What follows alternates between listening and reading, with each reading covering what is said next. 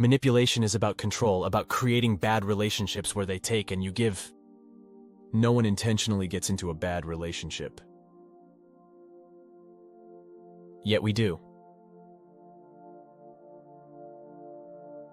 That's why we all need to recognize the signs and take action to move on when we see manipulation. As background, people who try to manipulate others attack their mental and emotional vulnerability to get what they want. That's why you can start your journey to become manipulation-free by looking back at your past and seeing what manipulators exploited and healing that.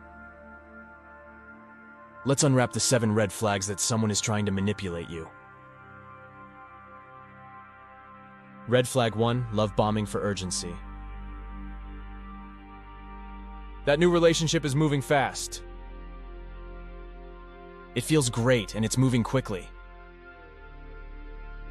But you sense something is off. But what's not to like? Moving quickly and with high intensity is most likely a play designed to pull you into a relationship so that the next part, the control part, will come.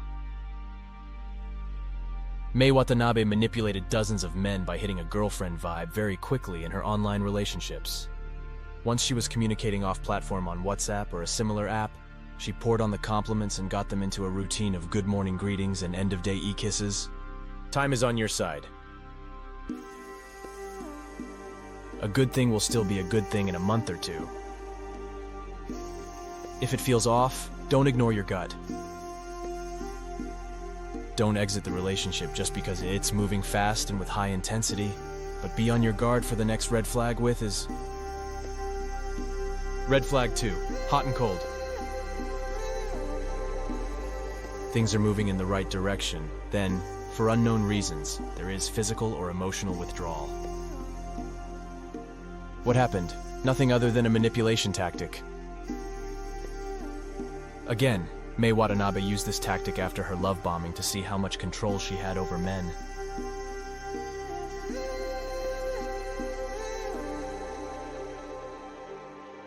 She taught other manipulators to disappear with no explanation to see what the guy would do.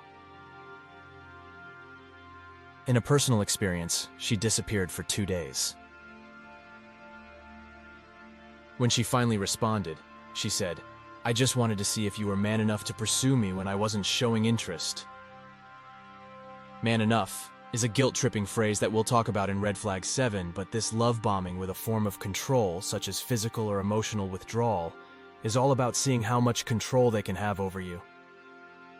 Mei Watanabe taught other women to love bomb, then disappear, then reappear, and make the man drag the explanation out of them.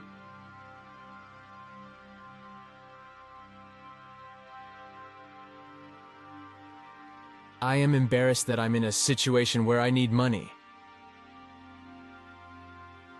Mei didn't directly ask for money, but the reappearance step was a way to see how much control she had gained in the love bombing phase. Speaking of red flags, let's move to the next one. Red flag 3, mirroring. This is a weird red flag, and I wouldn't have believed it if I hadn't seen it in a number of women. Mirroring is where they start out being their own person, but then you see them acting more and more like you, dancing like you, reflecting your sense of humor back to you. In short, they mirror you in part because they're trying to create resonance and because they are trying to be who they think you want them to be.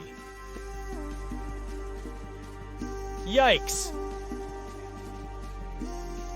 It's fake. And it's a red flag. Speaking of red flags, let's unwrap the next one. Red flag 4, overreaction, attack, blame, accuse. We all overreact at times. Traffic slows down. The restaurant cancels the dinner reservation. A product doesn't perform to our expectations, etc. Life happens. But with the manipulative, the overreaction has teeth. It's darker. They're frustrated as everyone gets, but it switches to a personal attack. Victimhood blaming, guilt-tripping, either falling on their sword in true victim fashion or dumping on you in the act of blame. It's like when the heat is turned up, Out comes the darkness. Why do we have restaurant problems when you make the reservation? Real men make sure things go right for their girl. Why can't I have just one night where things go well?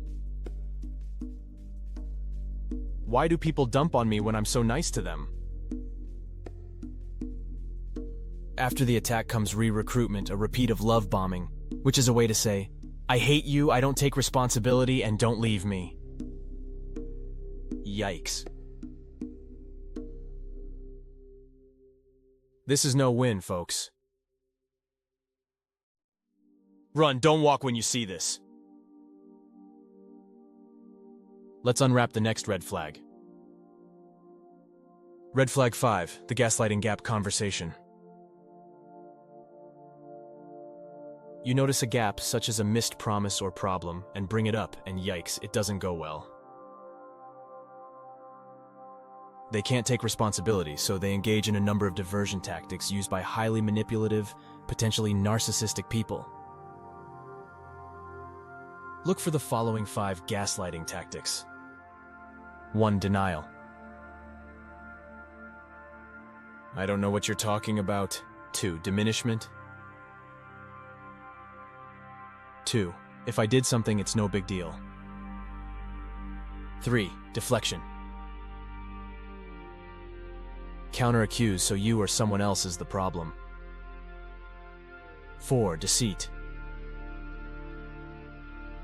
Flat out lying and doing it with such ease. 5. Confusion. They throw out a bunch of non-relevant facts at you to confuse the issue. When someone can't own their behavior, you can't create a balanced relationship with them. Get out.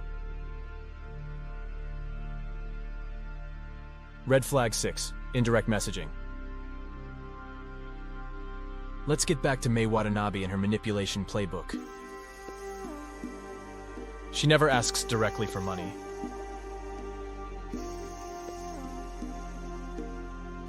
She just lets you know she has a need. If you say no, they'll say, I didn't ask. If you say yes, they'll eventually accept it.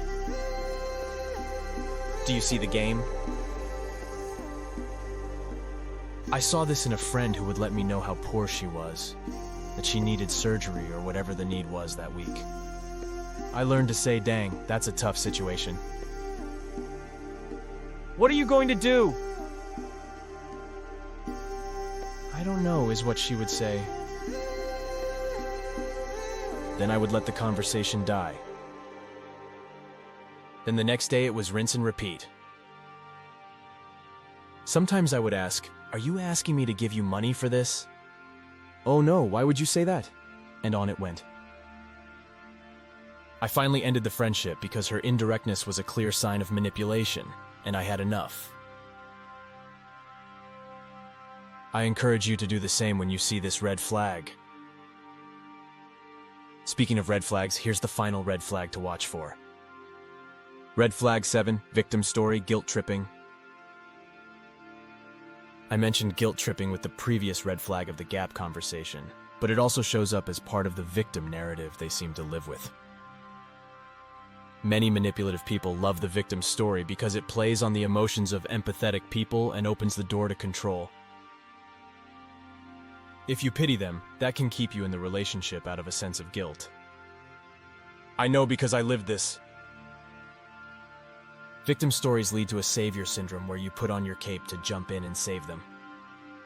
Except saving them doesn't help. It only enables and is a way of controlling you. I paired the victim story with guilt tripping because they go together often. Pity leads to guilt tripping. Like the hot and cold, pity pulls you into their world while guilt tripping is how they control you once you're in their orbit. You might hear, "You're just like my ex," implies that unless I behave differently, I'm the bad guy. If you find yourself feeling guilty for no reason, you've been pulled into their pity party. You most likely have been victimized by their guilt tripping, yet you can't put your finger on why you feel as you do. The same is true of the person who finds themselves apologizing often and walking on eggshells because their partner seems fragile but also prone to blowing up. That's the pity party with a side of guilt tripping at play. From experience, I can say it won't get any better. Move on. There are wise and unwise ways of helping people. Be wise and make sure they're doing what they can before you intervene. If you see any of these 7 red flags, they should warn you that you're probably being played. Knowledge is power. The faster you spot the red flags, the easier it will be to return to safe ground. Be safe out there, my friends. Thanks for joining us today at the Change Capability Institute.